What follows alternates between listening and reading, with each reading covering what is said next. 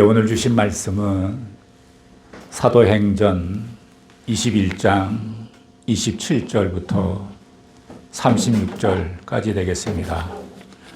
제가 먼저 27절을 읽겠습니다. 그 이래가 거의 참에 아시아로부터 온 유대인들이 성전에서 바울을 보고 모든 무리를 충동하여 그를 붙들고 어찌되 이스라엘 사람들아 보거라, 이 사람은 각처에서 우리 백성과 율법과 이곳을 배반하여 모든 사람을 가르치는 그 자인데 또 헬라인을 데리고 성전에 들어가서 이 거룩한 곳을 더럽게 하였다 하니, 이는 저희가 전에 에베소 사람 드로비모가 바울과 함께 성내에 있음을 보고 바울이 저를 성전에 데리고 들어간 줄로 생각함이로라. 온 성이 소동하여 백성이 달려와 모여 바울을 잡아 성전 밖으로 끌고 나가니 문들이 곧 닫히더라. 저희가 그를 죽이려 할 때에 온 예루살렘에 요론하다는 소문이 군대의 천부장에게 들리매 저가 급히 군사들과 백부장들을 거느리고 달려내려가니 저희가 천부장과 군사들을 보고 바울의 시기를 그치는지라. 이에 천부장이 가까이 가서 바울을 잡아 두 쇠사슬로 결박하라 명하고 누구며 무슨 일을 하였느냐 물으니 우리 가운데서 어떤 이는 말로 어떤 이는 저 말로 부르짖거늘 천부장이 소동을 인하여 그 실상을 알 수 없어 그를 명문 안으로 데려가라 명하노라. 바울이 층대에 이를 때에 무리의 폭행을 인하여 군사들에게 끌려 들려가니 이는 백성의 무리가 그를 없이 하자고 외치며 따라가미로라. 아멘. 오늘의 말씀은 예루살렘의 소요가 되겠습니다. 사도 바울은 모든 전도 여행을 마치고 예루살렘으로 돌아오게 됩니다. 예루살렘에 돌아가면 환난과 핍박과 결박이 기다리고 있다는 것을 성령의 음성으로 들은 바가 있습니다. 그래서 그는 죽음이 기다린다 해도 나의 달려갈 길과 주 예수께 받은 사명, 하나님의 은혜의 복음을 증거하는 일을 마치려 할 때에는 내 생명을 조금 더 귀하게 여기지 않겠노라. 이렇게 그는 결심을 하고 예루살렘으로 향했습니다. 죽음이 결정된 사람은 두려울 것이 없습니다. 성공하거나 실패하거나 상관이 없습니다. 건강하거나 병들거나 그것이 중요하지 않습니다. 그가 예루살렘에 도착해서 교회 지도자들에게 그동안 전도 여행 중에 하나님이 행하신 모든 일을 낱낱이 보고했습니다. 예루살렘 밖에서 일어났던 놀라운 일들을 말씀을 드렸습니다. 대개 보면 안에서 오래 있다 보면 침체되기가 쉬운데 오히려 밖에서 아주 놀라운 일들을 경험하는 경우가 많습니다. 성령님이 역사하시는 현장을 목격하고 기적을 경험하게 되는 것입니다. 바울의 경우에도 예외는 아니었습니다. 사도 바울은 정말 성령으로 충만한 모습으로 지금 예루살렘으로 돌아온 것입니다. 그런데 예루살렘에 있는 교회는 어떻습니까? 그 교회 지도자들은 놀랍게도 위축이 되어 있습니다. 사도행전 21장 18절을 보시면, 자막으로 보시면 시작. 저희가 듣고 하나님께 영광을 돌리고 바울더러 이르되 형제여, 그대도 보는 바에 유대인 중에 믿는 자가 수만 명이 있으니 다 율법에 열심 있는 자라. 이렇게 예루살렘 지도자들이 바울에게 얘기를 했습니다. 바울의 얘기를 들은 그들은 하나님께 영광을 돌렸지만 바로 이렇게 걱정하는 마음으로 가득 찼습니다. 그들은 현실로 돌아왔습니다. 예루살렘 교회 중심으로 일어나고 있는 현실들을 보았을 때에 그들의 마음은 어두웠습니다. 유대인 중에 믿는 자가 수만 명이 있는데 그들이 모두 율법에 열심히 있는 자라 했습니다. 뭔가 좀 이렇게 무거운 기운이 풍기고 있는 것 같아요. 항상 율법과 은혜의 대립이 있습니다. 모두가 율법의 열심이라는 말이 심상치가 않습니다. 예수는 믿지만 모두가 율법주의자라는 말이 아니겠습니까? 성령에 대해서는 그렇게 긍정적으로 생각하는 것 같지가 않아 보입니다. 모든 기준이 율법이 되어서 율법에 의해서 판단하는 것 같이 보입니다. 예수는 믿지만 율법의 행위, 따라야 한다고 주장하는 유대인들이 예루살렘에 수만 명이 있다는 것입니다. 그들은 바울에 대해서 좀 나쁜 감정을 갖고 있습니다. 그들이 생각하는 바울은 모세의 율법을 배반한 자요, 아이들에게 할례 주는 것을 못하도록 사주한 자고, 율법의 규모를 지키지 못하도록 가르치는 자였습니다.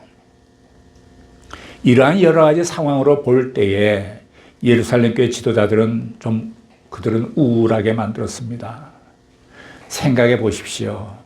오순절날 성령이 역사하시던 그 당시의 모습과 지금의 모습이 얼마나 다릅니까?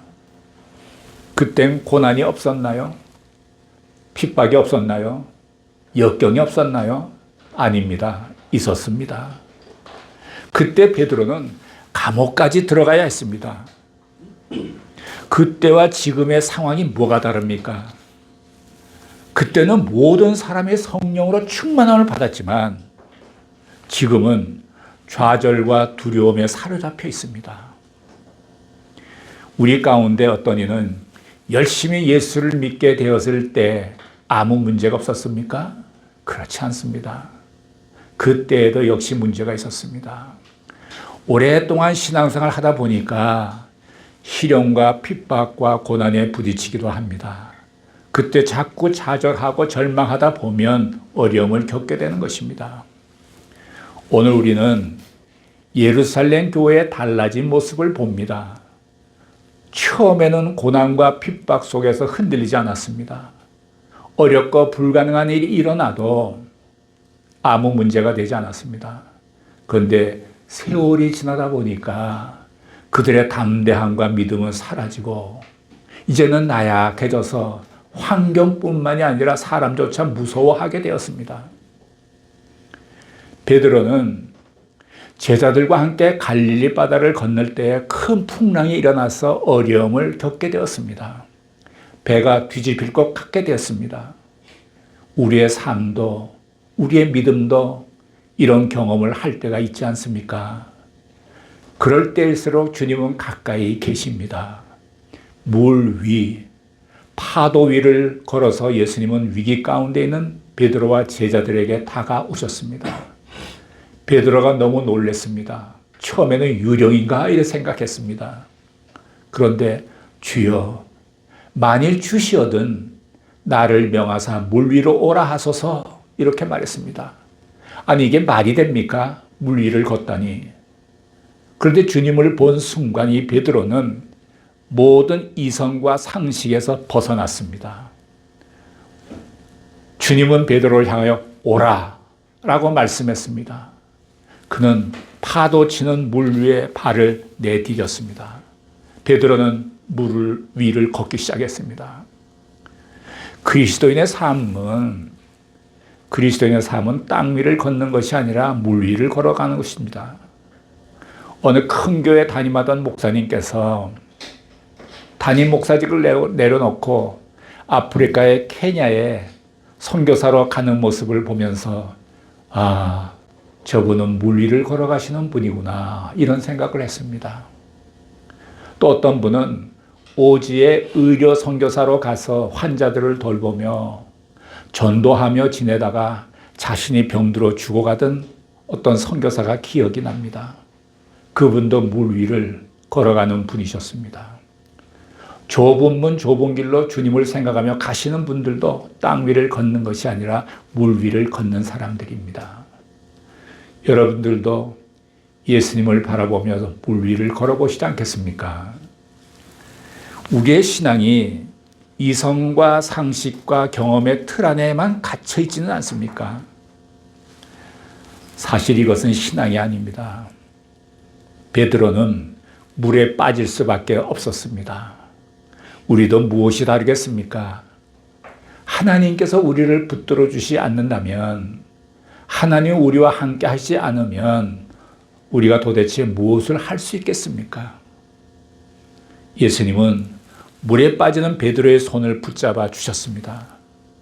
그리고 그에게 믿음이 적은 자여 왜 의심하였느냐 라고 말씀하셨습니다. 우리의 주변은 우리를 좌절시키고 절망시키고 우리의 신앙을 뺏어가는 여러 가지 것들로 가득 차 있습니다. 믿음이 없으면 두려움에 사로잡히게 되고, 두려움에 사로잡히면 아무것도 할 수 없게 됩니다. 또 할 수 있는 것도 못하게 됩니다. 두려움이 찾아오면 병까지 생길 수가 있습니다. 이렇게 두려움에 사로잡혔던 예루살렘 교회의 지도자들은 사도 바울에게 자기네들의 생각대로 좀 해보라 라고 권합니다. 사도행전 21장 23절 24절을 보면 우리의 말하는 이대로 하라. 서원한 네 사람이 우리에게 있으니 저희를 데리고 함께 결례를 행하고 저희를 위하여 비용을 내어 머리를 깎게 하라. 그러면 모든 사람이 그대에게 대하여 들은 것이 헛된 것이고 그대도 율법을 지켜 행한 줄 알 것이다. 이런 아이디어를 바울에게 내어놓았습니다. 이 말은 보통 믿음 없는 사람이나 두려움에 사로잡힌 사람들이 하는 일입니다. 예루살렘의 지도자들이 제시한 것이 이게 전략입니까? 신앙입니까? 이것은 신앙이 아닙니다. 상황적 전략입니다. 이것은 두려움으로부터 도망가고 싶은, 그리고 피해보지 않으려고 한 인간적인 전략인 것입니다. 안타까운 일입니다. 믿음이란 것은 죽으면 죽으리라는 각오가 있어야 합니다. 순교적인 마인드가 있어야 합니다. 사도 바울은 이미 예루살렘에 들어오기 전에 죽음을 각오한 사람입니다. 자신에게 환난과 결박이 기다린다는 것을 누구보다도 잘 알고 있었습니다. 그는 죽음이 두렵지 않고 이미 체포당할 것을 알고 온 사람입니다. 그러면서도 그들이 요구한 대로, 그 예루살렘 지도자들이 이렇게 해봐라 요구한 대로 사도 바울은 행했습니다. 이방인에게는 이방인처럼, 유대인에게는 유대인처럼, 이것이 사도 바울의 철학입니다. 그의 삶은 살아도 주를 위하여, 죽어도 주를 위하여 사는 삶이었습니다. 그들이 예수만 믿을 수 있다면, 그들이 복음을 받아들일 수만 있다면 사도 바울은 무엇이든지 하고 싶은 마음이었습니다. 그에게는 항상 영혼을 구원의 길로 인도하는 열정이 있었습니다. 그런데 이 예루살렘 교회 지도자들이 시킨 대로 했지만 그 결과는 실패하고 말았습니다. 소요가 일어났는데 그 소요를 막지를 못했습니다. 사실 예수를 믿으려면 좀 지나친 표현일지는 모르겠지만 독하게 믿어야 합니다. 세상과 타협하면서 믿으면 무엇이든지 쉽게 할 수 있습니다. 그런데 타협하게 되면 얻는 게 없습니다. 그리고 마지막에는 비참해집니다. 반면에 예수를 독하게 믿는 사람은 다른 사람들로부터 비판받기가 쉽습니다. 편협하다는 말을 듣기도 합니다. 그러나 여러분께 믿으려면 독하게 믿으시라고 추천하고 싶습니다. 성경 말씀대로 사는 것이 예수를 독하게 믿는 것입니다. 오늘의 본문 27절부터 29절까지 보면 제가 좀 읽어보겠습니다. 그 이래가 거의 참에 아시아로부터 온 유대인들이 성전에서 바울을 보고 모든 무리를 충동하여 그를 붙들고 외치되 이스라엘 사람들아 도우라. 이 사람은 각처에서 우리 백성과 율법과 이것을 회방하여 모든 사람을 가르치는 그자인데 또 헬라인을 데리고 성전에 들어가서 이 거룩한 곳을 더럽게 하였다 하니 29절 함께 볼까요? 시작. 이는 저희가 에베소 사람 드로비로마 바울과 함께 성내에 있음을 보고 바울이 저를 성전에 데리고 들어간 줄로 생각합니다. 7일이 지나면서 아시아로부터 온 유대인들이 성전에서 바울을 만났습니다. 바울은 3년 동안 심혈을 기울여서 에베소 중심으로 아시아에서 열심히 사역했습니다. 가장 힘들어 전도를 했는데 그 전도 받았던 유대인들로부터 사도 바울은 지금 고난의 잔을 받게 되었습니다. 그들이 선동한 내용은 두 가지입니다. 한 가지는 사도 바울이 모세의 율법과 정면으로 배치된 자라는 것입니다. 유대인들이 예수를 믿되 동시에 율법도 지켜야 한다, 할례도 행해야 한다라고 주장할 때 바울은 이렇게 말했죠. 우리 조상들도 못 지키는 그 율법을 왜 그 이방인들에게 무거운 짐을 지우고자 하느냐라고 반박을 했습니다. 여기에 율법의 옛 언약과 은혜의 새 언약이 충돌하고 있습니다. 요한복음 8장에 보면 가늠하다 현장에서 들킨 여인을 잡아 끌고 많은 사람들이 그 여자를 예수님 앞으로 데리고 나왔습니다. 흥분한 그들은 예수님께 말했죠. 모세의 율법에는 이러한 여자를 돌로 치라 명하였거니와 선생은 어떻게 말하겠습니까? 아주 예수님을 코너에 몰았습니다. 그때 예수님께서 참 지혜롭게 말했죠. 그래, 너희 중에 죄 없는 자가 먼저 돌로 치라. 이렇게 말했을 때 그들은 양심의 가책을 받았습니다. 모두 돌을 내려놓고 떠나갔습니다. 예수와 그 여자만 남았습니다. 예수님이 여인에게 말합니다. 나도 너를 정죄하지 아니하노니 가서 다시는 죄를 범치 말라 라고 말했습니다. 율법은 정죄하고 죽이는 것입니다. 그러나 은혜는 정죄하지 않고 살리는 것입니다. 예수님께서는 그 여인의 죄를 용서한다고 하지 않으셨습니다. 그 여인의 죄를 사하여 준다라고 말씀하지 않았습니다. 단지 정죄하지 않는다고만 말씀했습니다. 여러분, 율법을 강조하면 좀 사람들이 좀 사나워집니다. 죄를 짓기가 쉽습니다. 제가 언젠가 한번 예를 들어서 말씀을 드렸는데 한 번 더 말씀드리죠. 어느 껄렁껄렁한 청소년 서너 명이 어느 마을에 들어갔는데 마을 어귀에 아주 예쁜 유리로 만든 온실이 섰습니다. 거기를 지나갔습니다. 근데 마을의 이제 끝에 다다르니까 또 온실이 하나 있는 나왔어요. 유리로 만든. 근데 그 온실은 앞에 온실과 같은데 거기 간판이 하나 붙어 있었어요. 빨간 글씨로 크게 그 간판에 써 있기를 돌을 던지면 경찰에 신고함. 이 껄렁한 청소년들이 가다가 그걸 보고서 멈칫 섰습니다. 조금 있더니 쨍그랑 하는 소리가 났고 그들은 도망을 갔습니다. 만약에 그 간판이 없었다면 그들은 처음과 같이 그냥 지나갔을 거예요. 그 간판이 있었기 때문에 그들에게 자극시킨 거예요. 이게 법이란 거, 율법이란 건 이렇게 사람을 자극시켜서 죄를 짓게 하는 것도 있다라는 것입니다. 로마서 6장 14절에 보면 자막 있을까요? 예, 함께 읽죠. 시작. 죄가 너희를 주관치 못하리니 이는 너희가 법 아래 있지 아니하고 은혜 아래 있음이라. 예, 법 아래 있지 아니하다는 것은 율법 아래 있지 않다는 겁니다. 하나님의 은혜는 우리를 죄로부터 지키는 능력이 있습니다.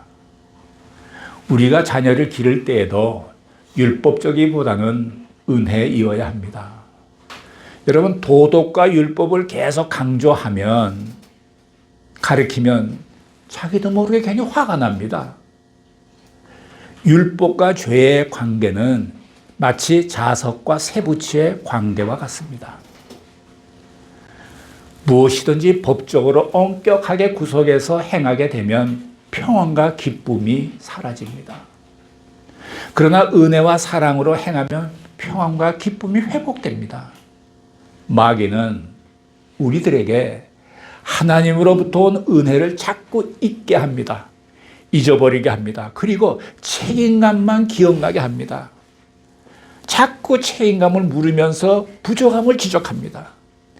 불안과 걱정을 던집니다. 그리고 정죄합니다. 은혜는 우리들을 참 회개의 길로 인도해 주십니다. 은혜를 받으면 자연히 회개가 일어납니다. 예수를 알게 되면 회개치 않고는 견딜 수 없게 됩니다. 예수님도 아직 잘 모르겠는데 무조건 회개하라고 강조하면 위선적으로 회개할 가능성이 있습니다. 예수 그리스도를 깨우치도록 잘 가르치면 자연히 생각의 변화가 와서 회개하게 됩니다. 회개는 내가 만드는 것이 아니고 하나님이 하게 하시는 것입니다. 은혜, 회개, 또 은혜, 이러한 사이클로 살아가는 것입니다. 사람들에게 필요한 것은 은혜입니다. 은혜는 죄를 죽이는 역할을 합니다. 주 예수 그리스도 안에서는 정죄함이 없습니다. 또 본문 29절에 또 한 가지는 이방인을 성전에 데려감으로써 하나님의 성전을 더럽게 했다라는 것입니다. 이 말은 이스라엘 백성들을 감정적으로 부추기는데 몰아넣는데 아주 알맞는 말이었습니다. 그들은 사람들을 이런 식으로 격분하게 만들었습니다. 사실 그것은 잘못된 오해였습니다. 이방인을 데리고 성전에 들어간 일이 없습니다. 그냥 성내에 있는 것을 보고 누군가가 이렇게 누명을 씌웠습니다. 사도 바울이 예수님 때문에 어려운 일을 많이 겪었습니다. 사람들은 바울을 잡아다가 영문 밖으로 데려가서 문을 닫고 거기서 돌로 치려 했습니다.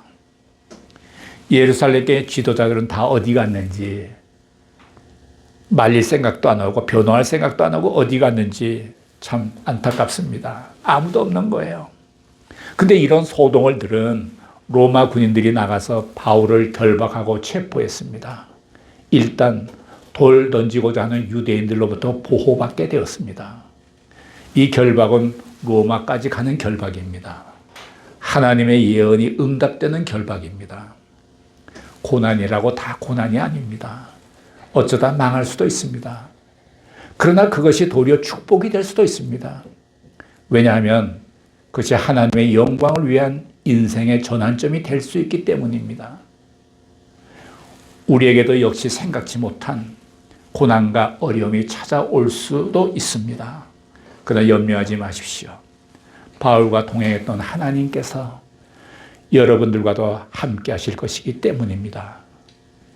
우리들의 생애가 항상 하나님과 함께하는 삶이 되시기를 예수님의 이름으로 축복합니다. 기도하시겠습니다. 사랑하시는 하나님 아버지, 우리에게 오는 그 어떤 고난도 주님의 십자가를 바라볼 때 위로가 되고 축복이 되는 줄로 믿습니다.